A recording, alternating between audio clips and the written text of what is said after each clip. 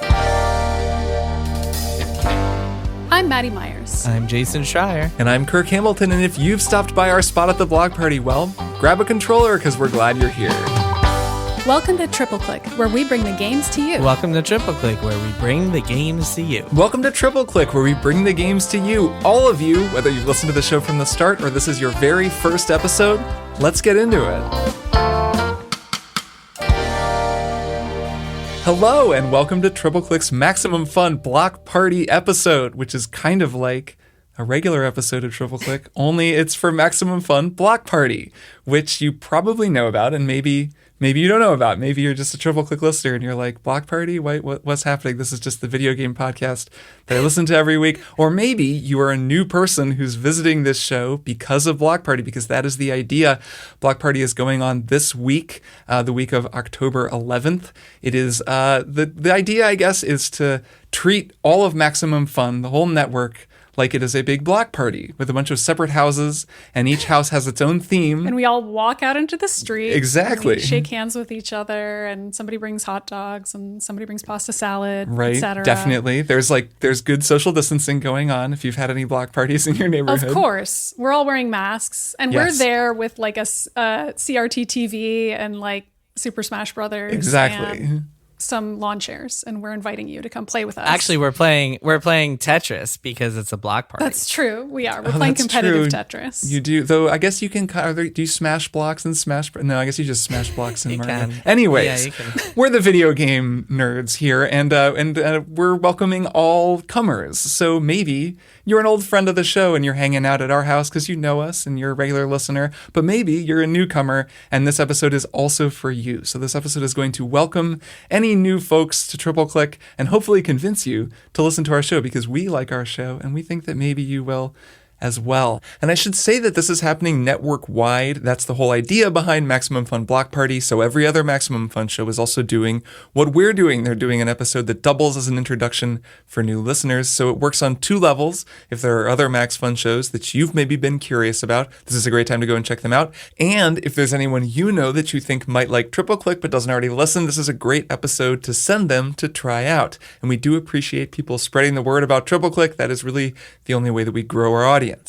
So that's the theme of this episode. It's going to be cool for anyone who's a regular listener. This isn't like something that so cool. You Don't even shouldn't worry about it. Get hyped. The get key pumped. is you have to say it's going to be cool at the beginning of something, and then everybody knows it's going to be cool. So, Kirk, what's this episode about? Well, this episode is going to be a beginner's guide to video games. And before we get into that, I actually feel like we should introduce ourselves so that people know who the heck we are, because we do say our names at the beginning of every episode, but we don't actually say who we are because we sort of assume that most of our listeners know who we are. But if you're new, you probably don't. So you're like, who are these three people? Why should anyone care what they think about video games? So I thought it would be fun if we each introduced one another. So I'm going to introduce Maddy Myers. Maddy Myers is the senior games editor at the extremely popular video game website Polygon.com. She is co-host of the X-Men podcast, The Mutant Ages, and she is a synth pop musician. She plays keyboard and she sings beautifully. She has albums of her stuff out. Oh boy. She is also a noted Metroid expert. So that was one sentence. Then the second sentence is, she is based in Boston. She's been writing about video games for more than a decade, and she knows a lot about a lot of different types of games, but she has a particularly large expertise in competitive games, tournaments, and fighting games, which I think is really cool because I don't know much about that. So that's Maddy Myers. It's true. I had a past where I was very into Street Fighter, and it's still kind of the present. A troubled past, a troubled secret past of playing Street Fighter. I am the beast from Brazil, and I will somersault into your face. That would be Blanca from Street Fighter. Anyway, I'm going to introduce not Blanca, but my co-host Jason Schreier, who is an author of 2 books about the video game industry, as well as a video game reporter at Bloomberg, and he mostly covers crunch, which is a method of working in the video game industry that basically means too much work, too many hours. So when you hear us talk about crunch, that's what we're referring to. But Jason writes a lot of other silly articles about Final Fantasy. We met, all 3 of us met, because we all work together at Kotaku, which is a different video game website. But who cares about that? None of us work there anymore. Now Jason's at Bloomberg. killing it, getting aggregated over at Polygon.com by some of my reporters when he gets a good scoop. Thank you for that intro, Maddy. And of course, last, but certainly not least. I mean, maybe I'd say, least. Well, maybe. I would say tied. It's a three-way tie for most. It's a three-way tie for least. He's the tallest, so I feel like that's roast. He is the tallest. Well, I mean, it's not much of a comparison. Like No, me and not Maddy at all. are tiny. We're both very short. Yeah. The musician turned journalist turned musician again, Kirk Hamilton, who was once a music school teacher, who has had an eclectic array of jobs over the years. Was once a music school teacher, taught music, was once a journalist for Kotaku.com, a video game website, and is now a full-time podcaster and freelance musician. He is the host of Strong Songs, which is a phenomenal podcast analyzing musicians and music. It's a different song every week. Sometimes it's multiple songs. Sometimes it's multiple questions. And it has a Patreon if you want to go support it, but you should go check it out, Strong Songs. And he is also the editor and co-host of Triple Click, which is what you are listening to right now. And in fact, Kirk often uses his editing wizardry to manipulate the show and to make himself seem smarter than the rest of us. And I'm sure he'll bing in right here, right as I'm saying this. I'm sure he'll edit himself in saying something prescient and smart and making the rest of us look bad. So that's Kirk Hamilton. Wow. Bing. Okay, it's future Kirk here, and I'm editing the show, and I feel like my hand was forced by Jason, but I just want to say that when I bing my way into the show, it's always to make a correction. When I bing my way into my own segments, like when I'm talking, it's always to point out that I was wrong about something. It is not to make myself sound smarter than everyone else. It is, in fact, to point out the many ways in which I don't always know what I'm talking about. So, just wanted to get that on the record there and clarify that. Back to the show. Bing! All right, so that's the three of us. That's why you should care, or maybe not care. Maybe that's why you just turn the podcast off. You're turning it off right now. Wow. Kotaku, that rag. Oh, I forgot to mention, Kirk is also a pro gamer who only died 7 times while beating the difficult game Returnal this year. That's true. That is. But he wasn't a dick about it. He just kind of tossed it off casually. No, he just casually, which almost is being a dick about it, to just be casually like, well, oh, not yeah, I only died 7 times. But yeah. So that's us. That's who we are. And we're going to tell you about video games on this episode. I think this will be a fun conversation, even for people who are not beginners at video games, because playing video games means that you kind of spend a lot of time explaining them to people who don't play them, especially people in maybe older generations, people That's true. At family members and people at other parties, or even just people in your own generation who are like, I haven't been playing video games since middle school. You're still playing those? What? Why? And that's always job? a fun conversation. You love it when somebody says that to you. You just think, yes, finally. or your editors and colleagues at a news right, or busy like breaking pandemic related news and asking you about what's this Ace Attorney game that I keep seeing you talk about in Slack. Why do you keep trying to write about lawyers, visual novels about lawyers? So we spend a lot of time explaining games, and it's sort of a fun thing to do. And even if you don't actively play video games, I know there are a lot of people out there who are very interested in them, who have seen headlines, increasing headlines at the New York Times and Bloomberg and elsewhere about video games. I just saw a Switch OLED headline in the New York Times. It was like, should you buy the Switch OLED version? I was like, should you? Finally, let's get into it. But it's a valid question because one of the most popular like game consoles ever. Oh, I think that was a Wirecutter article. Maybe it was. But still, you see this kind of stuff all over the place, and maybe people want to know about it. So I thought it would be fun to just come up with some like thesis sentences that are just sort of broad statements about what video games are that we can then discuss a little bit, each of those, and sort of use them as a way to explain what video games are to people. So Maddy, I think you're doing the first one. Let us have it. That's right. So one way to think about video games is as something that you can do with other people. It says something fun here, but I would argue that's not always the case. Sometimes it's something competitive and deeply petty that you do with other people. And a lot of times it's something monotonous that you do with other people. Of course, yeah. Also you don't want to just right. sit around eating cheese and crackers when you could be fighting for your life in a virtual world or with some cards or in a Jackbox game. I don't know how to quantify Jackbox. If you have never heard of Jackbox and you're a new listener, you should Google it, check it out. There's some good stuff on there. Anyway, you can play games online or off, although these days in the pandemic times, most people are playing them online. These days, what I've been doing with my friends is booting up a voice call, and then all of us play separate video games and we talk to each other about the games. And if we do it in Discord, we can stream the games to one another and be like, I just got to this part. Let me show it to you virtually. And that's a wonderful way to experience a non-multiplayer game that's still social. But of course, you can also play a multiplayer game. You can play on a public Minecraft game or make your own Minecraft server. Or perhaps you know some kids who do that, or some kids who make Roblox games and share it with their friends.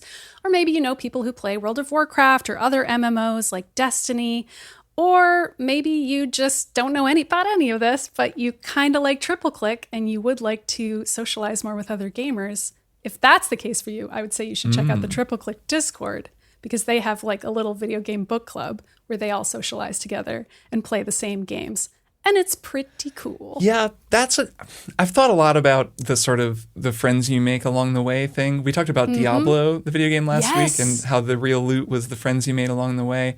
And I've thought a lot about my time playing Destiny. But also the real loot was that gold that dropped. The real loot was the loot. Right. I mean, well, to me, the real loot was the friends I made along the way, but to Jason, it was the loot that he got from those bosses that he beat with a collection of total strangers. But you know, everyone's different. Everyone is different. But I've thought a lot about the friends that I've made along the way, and that is very true. My group of sort of guys I used to play with, some of whom are still games journalists, some of whom are no longer games journalists, or at least primarily games journalists. Dog walkers. Some of them work for amazing dog rescue organizations. These are people that I spent so many hours with. Like, more hours were spent with this group of people, including Jason, who was also one of my Destiny buddies, for this period of time, I guess from like 2014 to 2016 or 2017, maybe, when we finally kind of got burned out on that game. But that group persists, and there is still this like energy around these people, and they've made a Minecraft server that I can't remember if I've talked about this on the show. I don't think so. It is one of the most amazing things I've ever seen, and it's this like collaborative, creative effort that just has nothing in common with the idea of a multiplayer video game, as I'm sure many people have it. So like so if you make a Minecraft server, right, you make like a whole world that might be infinite. I think there might be a limit. You have to define a limit somehow, but it's really big. You also have to pay for it. You're paying for server space in order to create such a thing. Yeah, go on. So they've created, I mean, it started out, I think it was purely just in survival mode. So it's just like a procedurally generated Minecraft world. And they've gone on to develop it into one of the most incredible, like, digital creations I've ever seen. There are multiple amusement parks with like full working rides. At one point, Mike, our friend who actually now works for the dog rescue organization and used to work at GameSpot, he made an escape room, like a series of escape rooms that I played through with some other people. And it was like doing a Destiny raid, but he had designed it, and he's not a game designer, but it was amazing. Well, it sounds like he is. Yeah, I mean, I guess he is. And that's that's what's so remarkable about it, is just going in and seeing these different realms that are assigned to different people. It's this like online space that they've all built. It's one of the most amazing things I've ever seen. And it would be something that I would show to anybody, even someone who's never played video games or doesn't even really know what Minecraft is, aside from it being something that kids are really into, and just being like, this could be anything. This could be, in this case, something that keeps you sane during the first year of the pandemic and allows you to have something that you're legitimately proud of that you can show people that's like really impressive and really cool. Yeah. I think that the online game and the kind of to get at this description that Maddy is using to that video games are just this thing to do with other people. I think an online game, even to people who haven't played games before, can be such a useful substitute for the phone, and such a more engaging way to catch up with your friends. I know a lot of people especially younger folks aren't big fans of the phone for various reasons.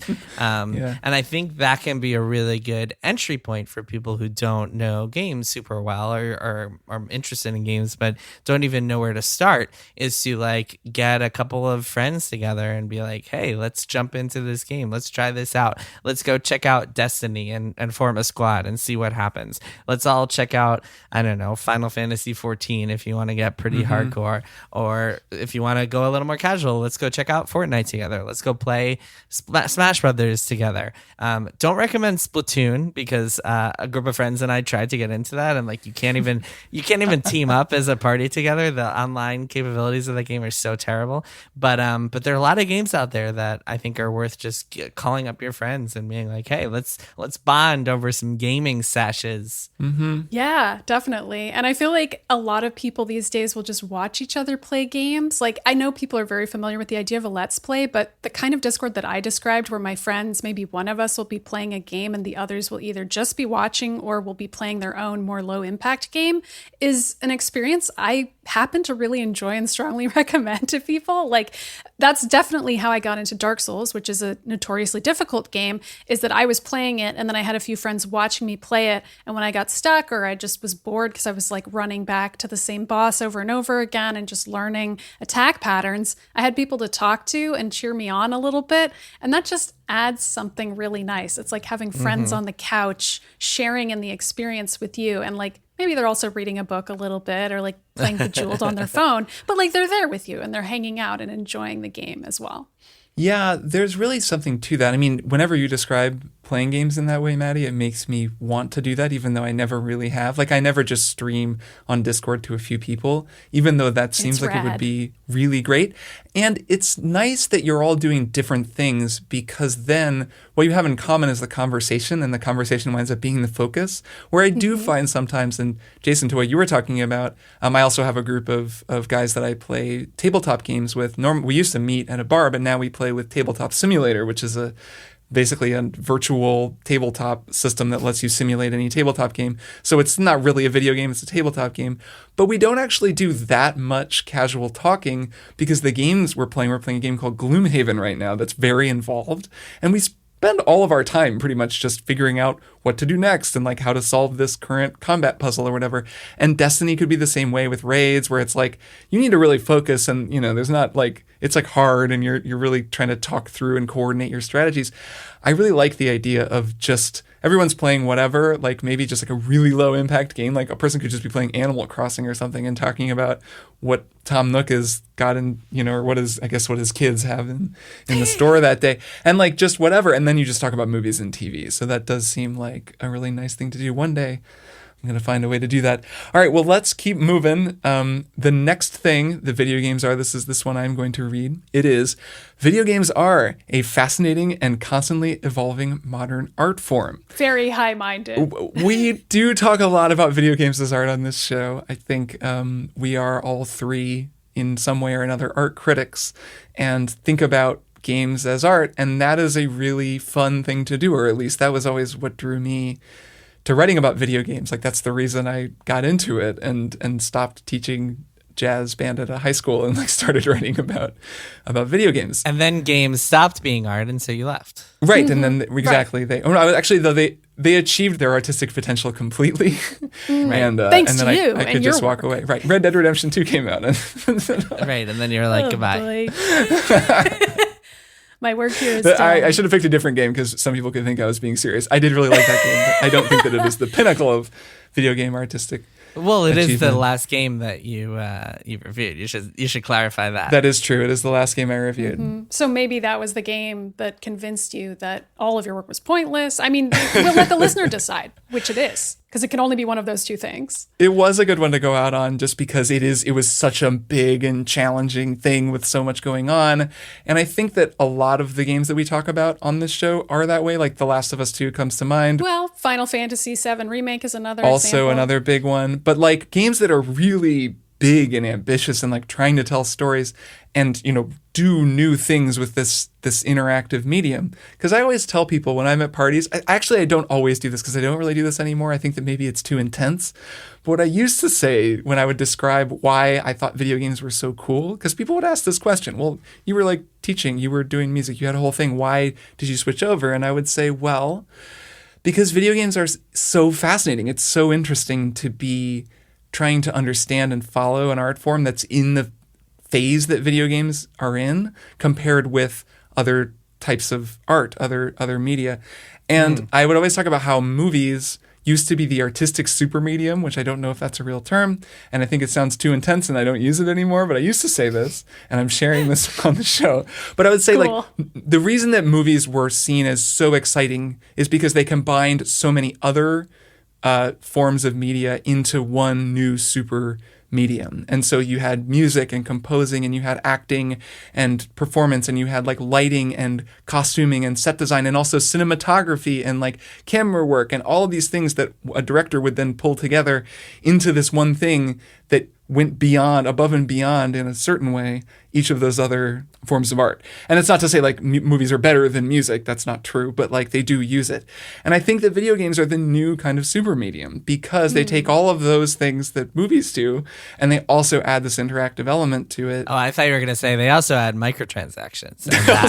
They also have clever new ways to monetize our time. They're interactive and they're interactive between, like they're shared in a way because you do them together. And some of the most amazing games are things that you do together, like we just talked about. And that's totally wild. Like every year there's a new video game that comes out that does something that we've never seen before, or like we're talking about and being like, this is just a new thing. No one's ever thought of this before, which is really cool, I think, just to be talking about an art form that does that. Yeah. I thought you were going to say it was a super ultra plus medium. I really expected a Kirk Hamilton-esque taxonomy to be the button on the end of that monologue. I mean, it was a great monologue, but I just think if you go back to a party, maybe that could be worked in as just your explanation for why you would even consider covering video games on your hit podcast Triple Click. Yeah, that's not dissimilar from the answer that I say, although of course the conversation has to progress onward from the person being like, really, you play video games? You? That's so unusual. And then the person being hard pressed to explain why they're saying that to me specifically. But once we get past that part of it. Once you get past the blatant sexism. Once we get past that part, then we can have an actual conversation where I'm like, well, it's actually just that video games happen to be super cool to think about during a time when they've only been around for a few decades. And all the conversations are new in a good and a bad way. We're still defining terms about how we would even describe different forms of interactivity. And we're only a few years hence from arguing about ludonarrative dissonance and whether or not it's socially acceptable for games critics to use the term terms like that or not. And when I say pretentious, I of course mean wonderful and useful. I've used it. Terms. I've used it too. And that's fun to me. I like having those kinds of debates about games and what they even are. Like the topic of this episode is fun to me, to even try to consider the different layers of how we consider what games are. I do think that there's something to be said, since this is an episode about the beginner's guide to video games, and I'm sure there's some people out there who are listening who are like, man, these games sound like great art forms, but like I can't get into them. I don't know how to use two joysticks. I don't even know where to start with this controller. Oh, do I really have to go out and buy a $500 PS5? So a little bit later in the episode, we'll talk a little bit more about like games that are more accessible for newcomers. But I do think that's kind of the one of the downsides to your definition here, Kirk, is that like even as games are getting more fascinating and evolving more and more every year, I think they can still be impenetrable if you're not following the games industry, if you're not familiar with games. At least a lot of them can. There's some that are better than others at and welcoming new players, but because of that interactivity element, the game is just inherently more difficult to get into than the movie, which I think it's got the double-edged sword of the super medium here. And I think that's another interesting part of this whole equation. Yeah, I think that's totally true. It just requires more, like a difficult text is very different in the context of an actual book, like War and Peace or something, that can be a difficult text just because it's complex. There's a lot to keep track of. There's a lot of layers to the metaphors.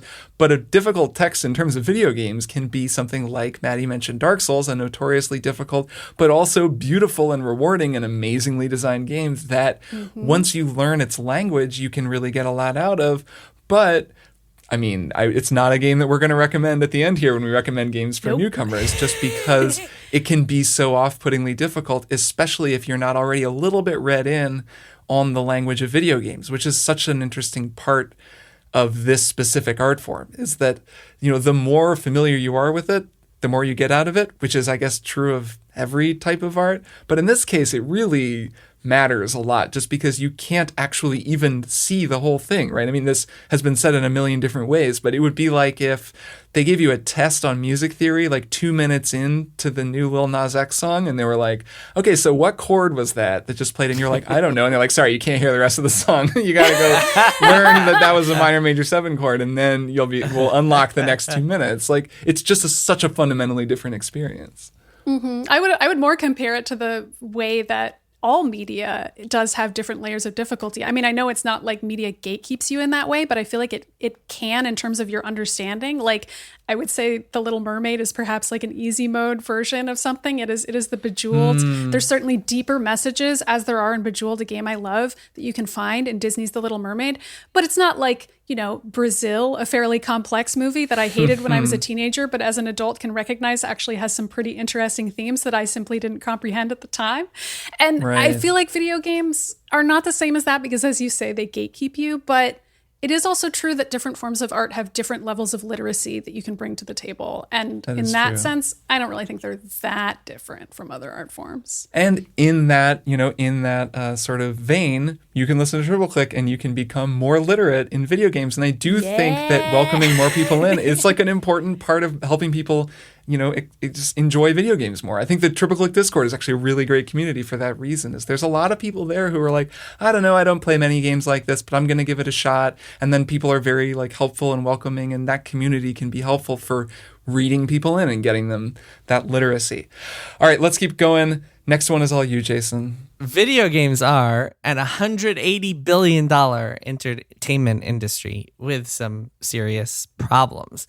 I'll keep this short because I don't want to get too depressing here, but something that people should know if they're entering this equation. But I've only ever heard good things about video games and gamers ever. You might have seen a couple of headlines here and there. To Kirk's point earlier about the video game industry being very young and nascent, it's kind of in its one way to put it is that it's the games industry as a whole is in its silent film stages. If you're looking at the Hollywood as a parallel there, movies as a parallel there. And as a result of the games industry being so young, it is going through many, many growing pains. The games industry is constantly dealing with labor exploitation and sexism and racism and other abuses, a lot of just unpaid overtime and cultural issues that we've seen tackled quite a bit, volatility and burnout and just lots of layoffs and income inequality where the CEOs of the biggest game companies are making insane amounts of money while the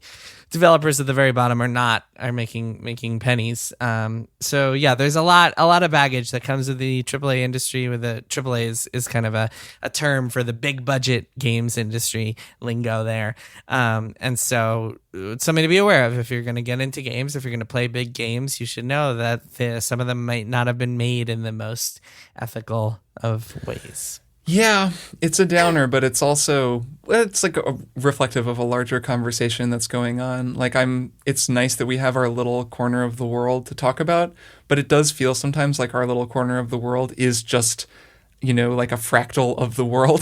It's just sure. A lot of these problems, right, are tech industry problems that then manifest in video games. But then again, they have their own unique things too, like crunch thing that Maddy referenced earlier that Jason, you've written a lot about. You've done a lot of reporting, a lot of great scoops on studios that embraced super intense crunch. Naughty Dog comes to mind, who they make really celebrated games, and they crunch brutally hard. People work so hard and totally burn out and, hurt their families and their relationships and their health to finish these games that are undoubtedly great and cool when they're finished. But there's always this question of did it need that cost? And in video games, it's really a kind of unique thing. It's like, or specific to video games, because people are so excited to be making video games. And for all the like artistic reasons I just laid out, if you're an artist and you want to make this new and exciting type of art, it is understandable that you'd be drawn in and be like really excited about making, you know, this new thing that no one's ever done before. Look what we're going to do together. We're going to totally break these barriers and like make something brand new that'll stand forever as this revolutionary thing.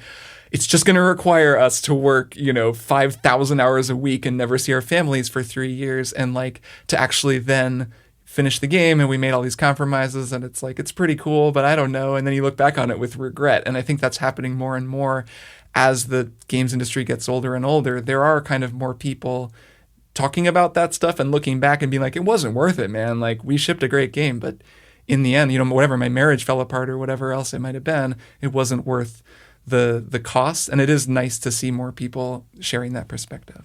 Yeah, the couple of things there that make games unique, because excessive overtime is pretty common in a lot of industries. Banking, podcasting. we saw a big controversy earlier this year with Goldman Sachs and those crazy hours that they're going through. I think the two things that make games different are that, one, unless you are a lead at one of a very few companies like Naughty Dog, really, you are not getting paid what you're worth for that kind of money. You're not getting paid like along the lines of a banker or a doctor or someone else who works crazy hours.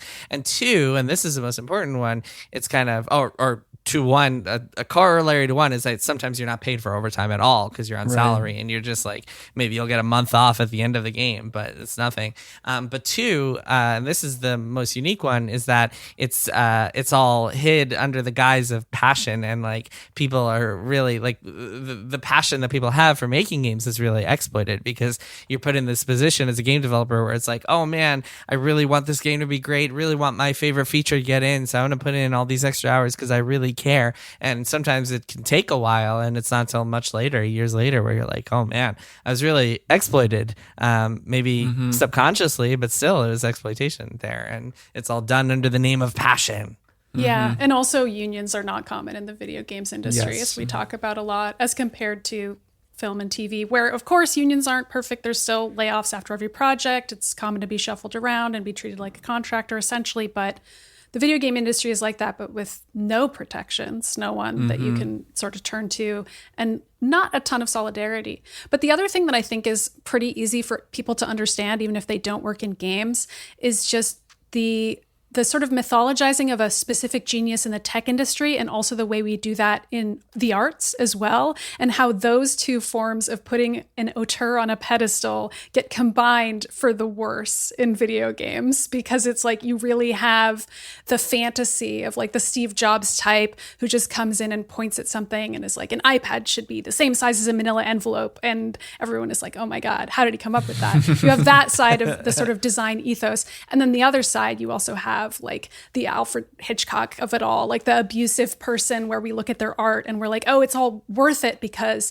he made these incredible films. You have both of those combined into one horrible specimen in the video games industry. I will not name names, but there are certainly some people who would come to mind that would fit that paradigm. And that is also something I say to people when they ask me why I cover this industry, is just that it's combining two terrible things that I would like to take down, two pedestals that I'd like to see demolished in one go.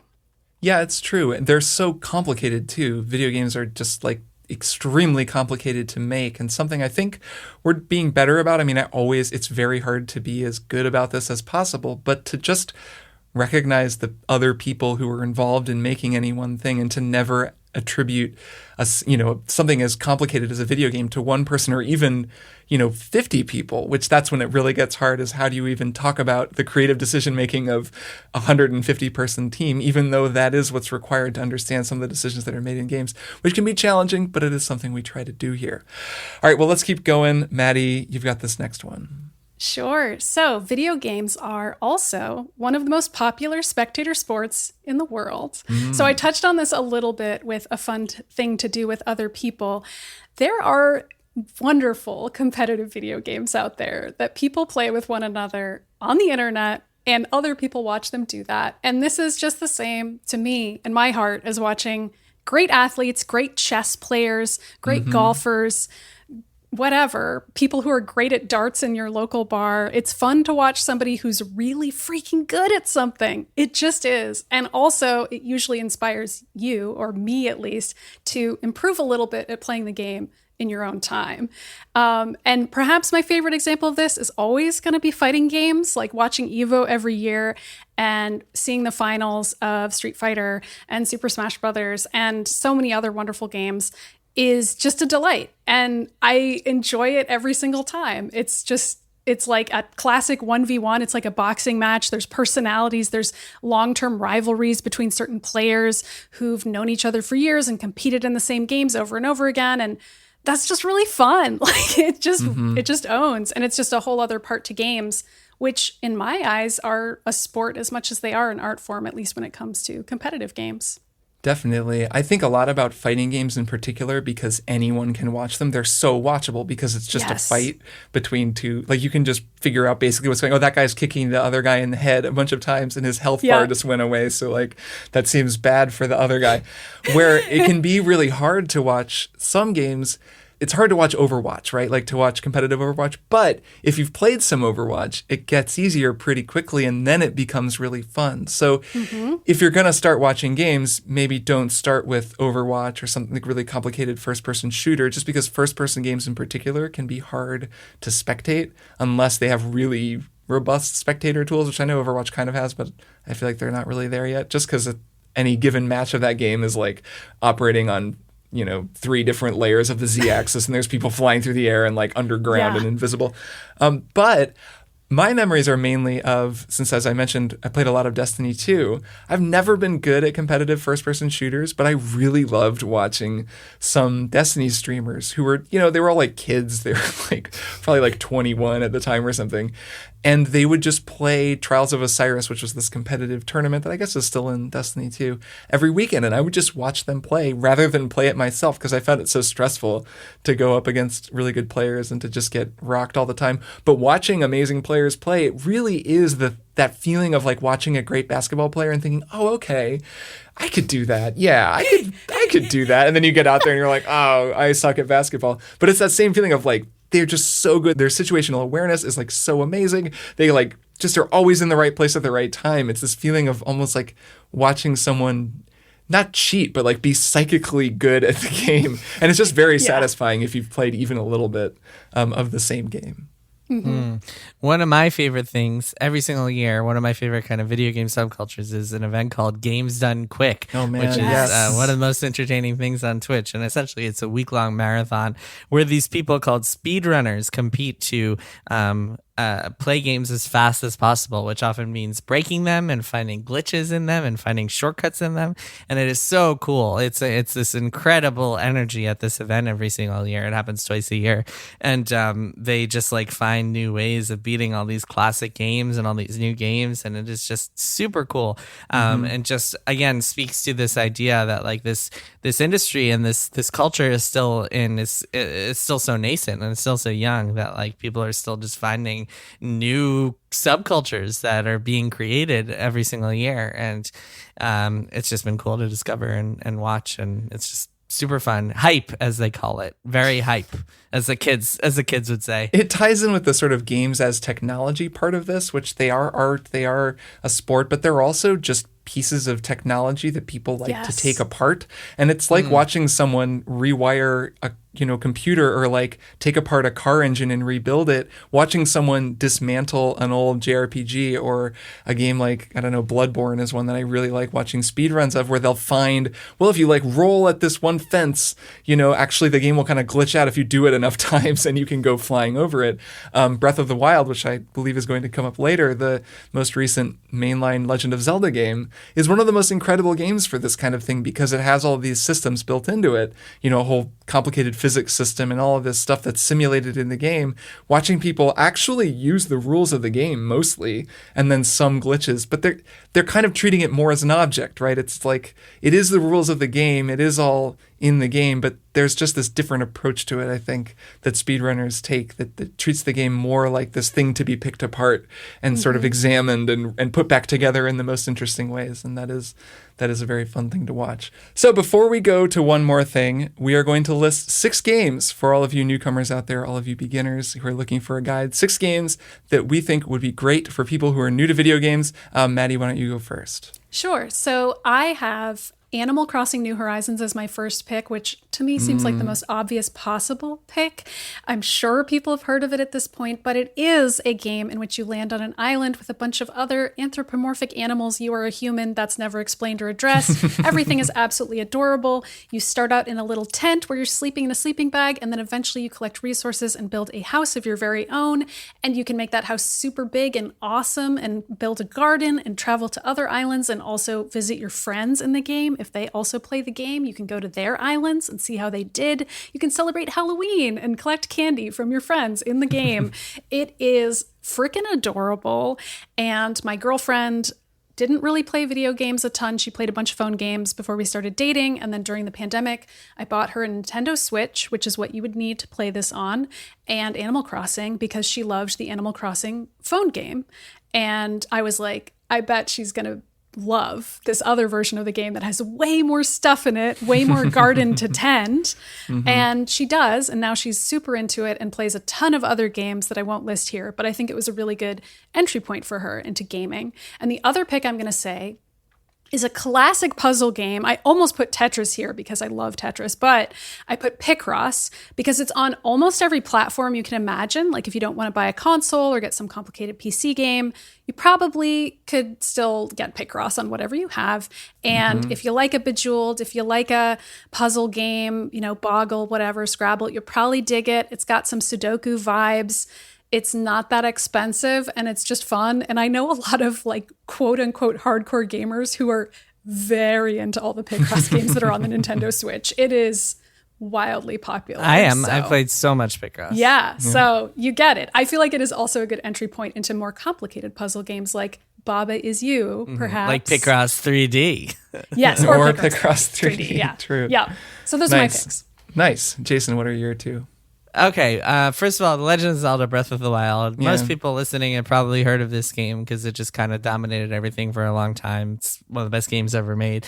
It's a game that's best described as an action adventure exploration game where everything you try to do, the game will just say yes to you. If you want to chop down a tree and then push the log to a river and use that as a raft, then by all means, be my guest. It's a really phenomenal game that you should just go and play, and really passes the partner tests that we all always talk about in terms of would your partner who isn't into games, introducing your poor partner who's so tired of hearing about video games, right, exactly, who's just like, will they steps tolerate away it? From becoming an addict. Yeah, my wife played through the whole thing twice, which is once more than I played through it. Also, and she barely plays video games. The other game on my list is Return of the Obra Dinn, which maybe some people have not heard of, but this is a game about it's a story game. It's set on a ship where everybody is dead, and it is in the 1700s, 1600s, something like that. And essentially your job is to go around and figure out why each person died, how they died, and what happened on this ship. Were there supernatural events that led to these dooms? Were they all killing each other? What happened here? And the way that the story unfolds and the way that you solve this puzzle really feels like a giant logic grid, like one of those logic puzzles that you might have, where it's like person A has a red hat and is sitting next to the person with a bee on their head, or whatever it is. And so that's how the whole game unfolds. It's really cool. It's really easy to play because there's no shooting or running or any sort of action gameplay that you need to get the hang of. So anyone could pick it up and play it. And it's just really good. Highly recommend it. It's an amazing game. All right, well, my 2 are, the first one is a game called 80 Days, which is an interactive fiction sort of story that is available on just about everything. I know it's on phones and on tablets, and it's also on computers. This game is so cool, and I think really speaks to the sort of interactive storytelling potential of video games, and is the kind of thing that anyone can get into because it's just a great story, and it's your story. You are the sort of valet for the guy who's trying to go around the world in 80 days, and you're on this race to try to get around the world. But the whole thing is really told through text. So you just are reading this wonderfully written game. The lead writer is a writer named Meg Janth, who we know a little bit. She came on our previous podcast that we made, but she's really cool, a great writer. And just the whole thing, the way that it's written, this whole evocation of a kind of, I think it said in like the 1920s, like 30s maybe, and it's this kind of steampunk alternate version of our world, and it really just unfolds organically. You learn about this world in so many cool ways. You'll just go and meet someone at one of your ports of call and have a little adventure and learn about them, and then you're off to the next place, and it's just a wonderful, wonderful game that I think my mom enjoyed it quite a bit. Yeah, honestly, anybody would get into. My second one is a game that I just picked. There were a lot that I could have chosen here, but I actually think this would be kind of a cool one. If you want to get into games, and this one has a little bit of action in it, but it really speaks to just some of the more abstract artistic potential of video games. This is a game called Inside, and it's made by a studio called Playdead. It's from like 3 or 4 years ago. Oh, I thought it was made by Bo Burnham. Yes, it is. It is a 90-minute Netflix special that's just music made in a single room. There is a game in that special. There is a Twitch stream in that and special. It's called Inside. The game is called Inside. And I feel like but this isn't that. I think there's even a reference. I think that maybe the first thing you do is like press X to wake up, and I think that you also do that in Inside. I think he deliberately made a reference. Anyways, you may have seen this reference on Bo Burnham's wildly popular Netflix special Inside. But no, this is a very, very strange game that's sort of horrifying and funny and weird and defies description in a lot of ways. It does require some coordination. It's a side-scrolling sort of puzzle platformer, but it's not... All of the puzzles, or at least as well as I remember them, there may be a few that are sort of tough, but they're largely logical. And there's a lot of just sort of, well, I need to get past this thing. If the light shines on me, they kill me. So like, I'll have to avoid the light. And you just can kind of follow your understanding of the world and get through it. And it's just a totally like enrapturing, amazing experience. It's not very long. It's really, really cool. And I think, if you're up for that kind of a thing, if you're not maybe so new to games that you want to try something in that vein, Inside is a really cool one. All right, so those are 6 games that you can try. If you're a newcomer, we will put them down in the show notes. And of course, there's a million more that we talk about on the show all the time. Speaking of which, let's take a break and then we'll be back for one more thing. I'm Lisa Hannawalt. And I'm Emily Heller. 9 years ago, we started a podcast to try and learn something new every episode. Things have gone a little off the rails since then. Tune in to hear about low-stakes neighborhood drama, gardening, the sordid, nasty underbelly of the horse girl lifestyle, hot sauce, addiction to TV, and sweaty takes on celebrity culture, and the weirdest, grossest stuff you can find on wikipedia.org. We'll read all of it, no matter how gross. There's something for everyone on our podcast, Baby Geniuses. Hosted by us, 2 horny adult idiots. Hang out with us as we try and fail to retain any knowledge at all. Every other week on Maximum Fun. A man goes to the doctor and says that he's depressed and that life seems cruel. The doctor says, the treatment is simple. The great clown Pagliacci is in town tonight. Go and see him and you will surely feel better. The man bursts into tears and says, "But doctor, I am Pagliacci." Okay, says the doctor. In which case, try listening to the Beef and Dairy Network podcast. The Beef and Dairy Network podcast is a multi-award-winning comedy podcast, and you can find it at MaximumFun.org or wherever you get your podcasts.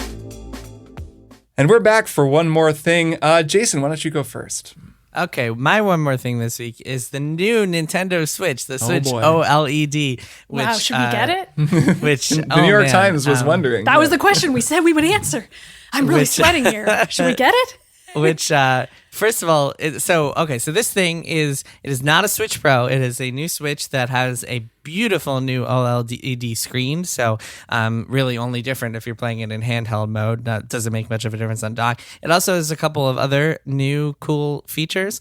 Not capable of playing 4K, despite apparently people are doing like these gut like teardowns and finding that like it has all these capabilities for 4K. Like the dock has the capabilities for 4K. So seems pretty clear that some shenanigans have. It's almost like maybe your publication's reporting is going to be borne out at some point here. Well, it seems almost like there's a chip shortage that might have affected their plans. Maybe. But so full disclosure, I got mine from Nintendo. Nintendo sent me one along with Metroid, which I've been playing on it. And so I've been trying to answer the question in part for to help you out, Kirk. Is this thing worth buying if you just have a regular Switch? Is it an upgrade that is really worth the $350 or whatever it is? And I don't know. It's a tough question to answer. I will say though, here I have mine here.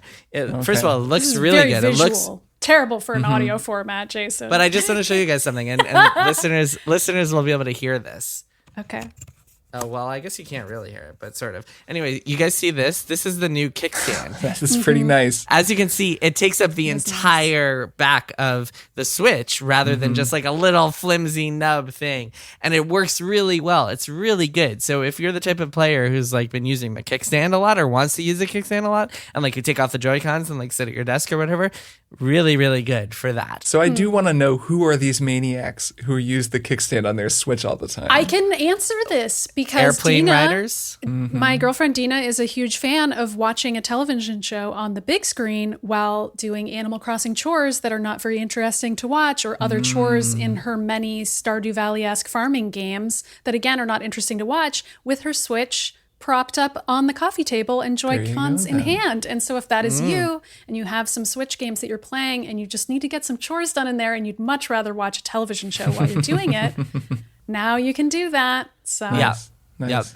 Yep. It feels a little bit different, feels a little bit sleeker than the old Switch, and the screen is really, I mean, it's been blowing me away. Like, I moved all my games to it and I've been just experimenting with a bunch of different games, and it looks gorgeous. So if you're the type of person who like only plays in handheld mode, it might feel like a new console to you. I mean, it's worth looking into it at least, like looking how it compares. If you play in docked mode, then this is not even a question. Like, don't bother.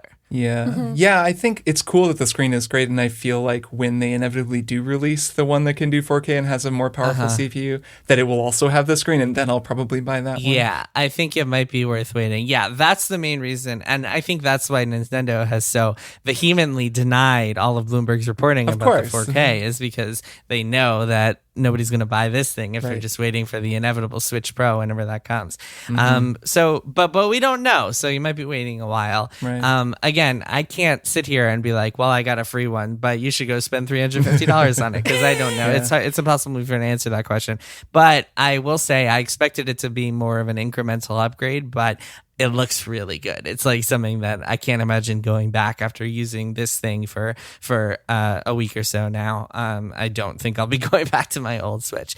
Nice. But like, is it really worth spending that much money just for a screen upgrade? I don't know. Your mileage may vary, but it's good. It's a great piece of hardware from what I've seen so far. And apparently the new Joy-Cons, they've like tweaked a little bit, so maybe they won't drift as much. Who knows? Supposedly. Yeah, we'll see. Jury's out on that one. Maddy, what is your one more thing?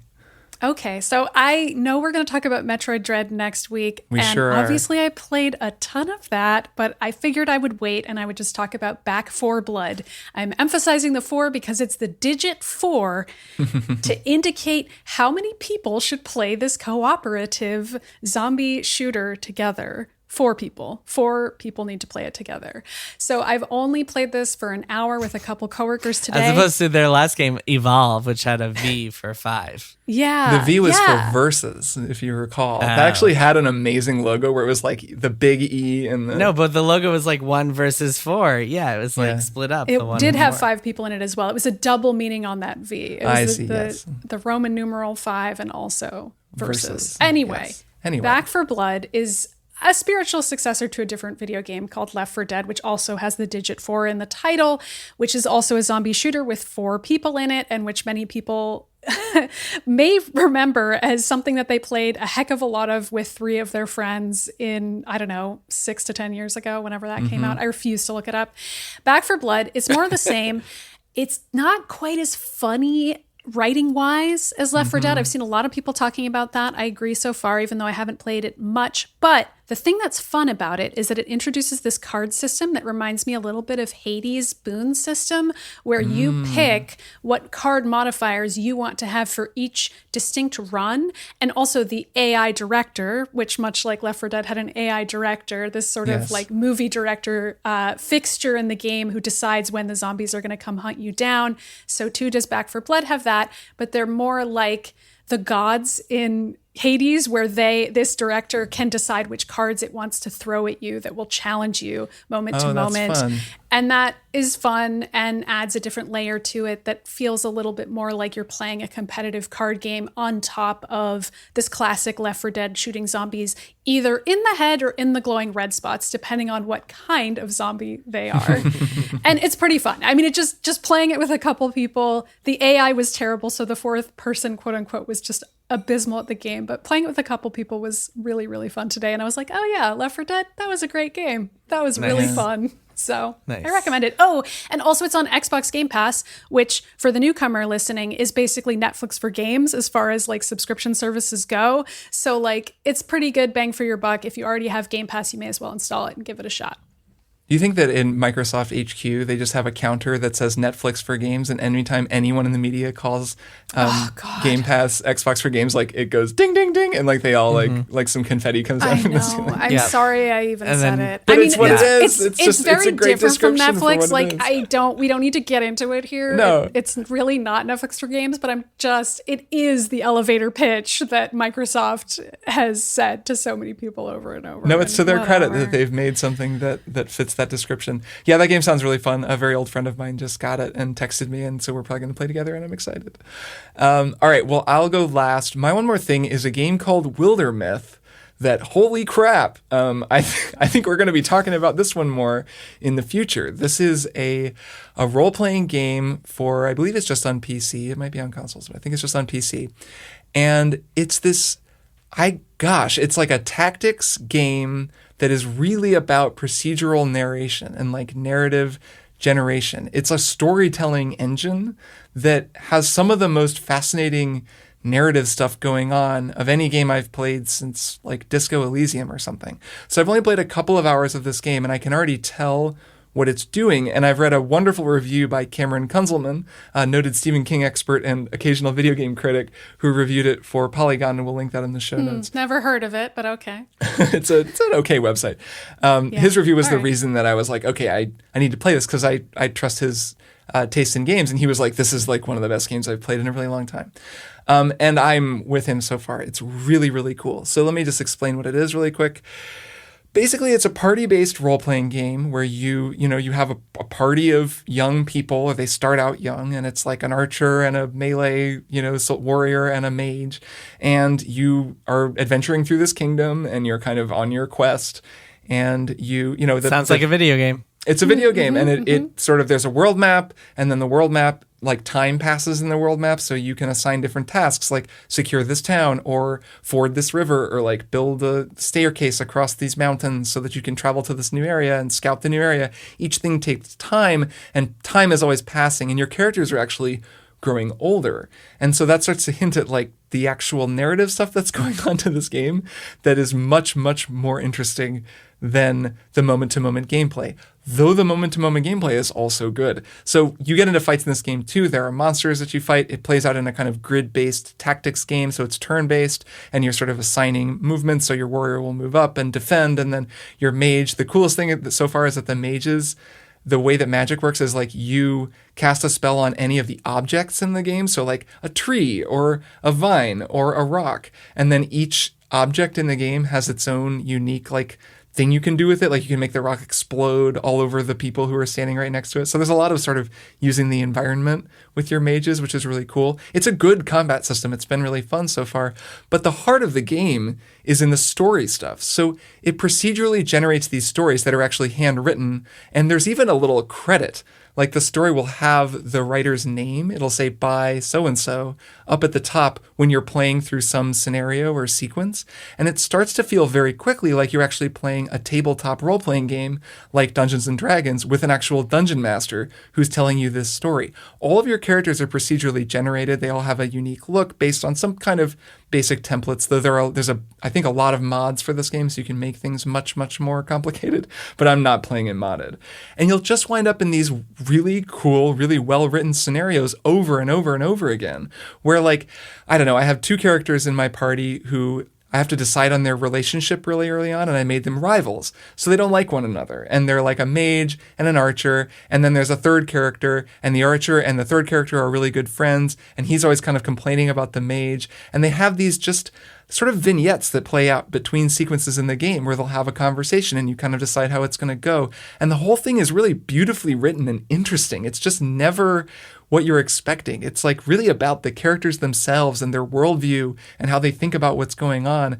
And I gather that the more you play this game, your characters get older and older, and soon they're like having kids and they're retiring and they're going to just like live lives in this kingdom. And it really feels like this epic sort of narrative saga that unfolds over many, many hours as you play the game and becomes just sort of as elaborate as you want it to be. I already have this like really interesting narrative connection with all of my characters just because they're all so distinct, and I never feel stressed about the decisions I'm making for them, or like I never feel like the way I feel in some role-playing games where it's like, what are you going to do? Are you going to be good? Are you going to be evil? Because it's kind of this whole cast of characters, and I'm just choosing like, well, how's this person going to react to that? Or like, what choice is this person going to make? I just had my fighter was hearing a weird voice from the trees, and so everybody else goes ahead. This is after a battle in the forest, and she stays behind, and there's this voice coming from a tree, and there's like a shiny object under the tree, and it's like, what do you do? And I'm like, well, she's gonna pick it up, because I could have just walked away.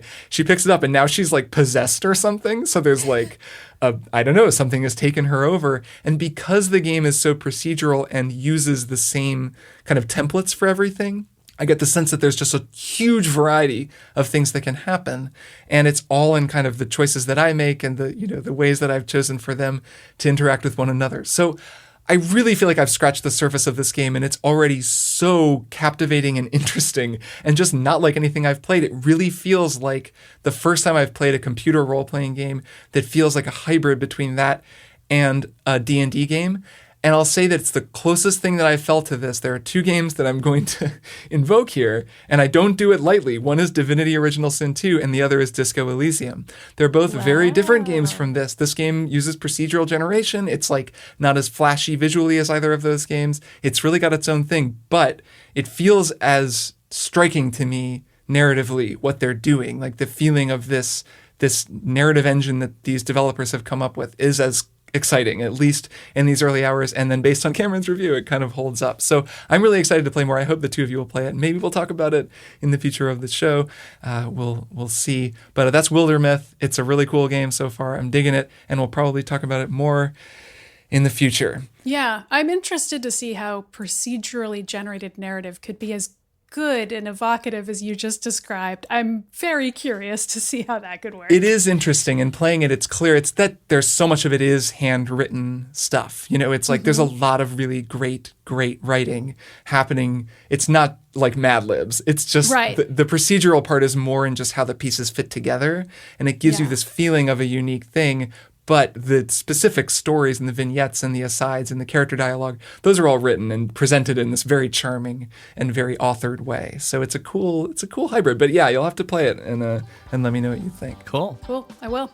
All right. Well, if you're a beginner to triple click, we hope that you've decided to stick with us. And if you're a beginner to video games, we hope that you dug this episode and that you're gonna go try out some of the games that we recommended. Be a gamer. Become a gamer. Join us. Become one of us. Don't do it. Don't ever call yourself a gamer. Yeah, you don't have to call yourself a gamer. I'm so sorry I said that. Please don't leave. That is not required. Until then, I will see you gamers next week. See ya, gamers. Bye. Triple Click is produced by Jason Schreier, Maddy Myers, and me, Kirk Hamilton. I edit and mix the show and also wrote our theme music. Our show art is by Tom DJ. Some of the games and products we talked about on this episode may have been sent to us for free for review consideration. You can find a link to our ethics policy in the show notes. Triple Click is a proud member of the Maximum Fun Podcast Network, and if you like our show, we hope you'll consider supporting us by becoming a member at MaximumFun.org/join. Find us on Twitter at TripleClickPod, send email to tripleclick@MaximumFun.org, and find a link to our Discord in the show notes. Thanks for listening. See you next time.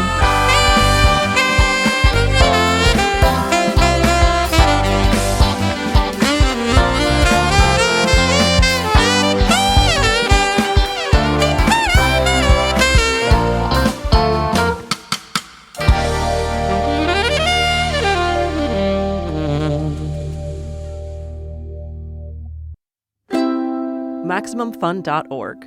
Comedy and culture. Artist owned. Audience supported.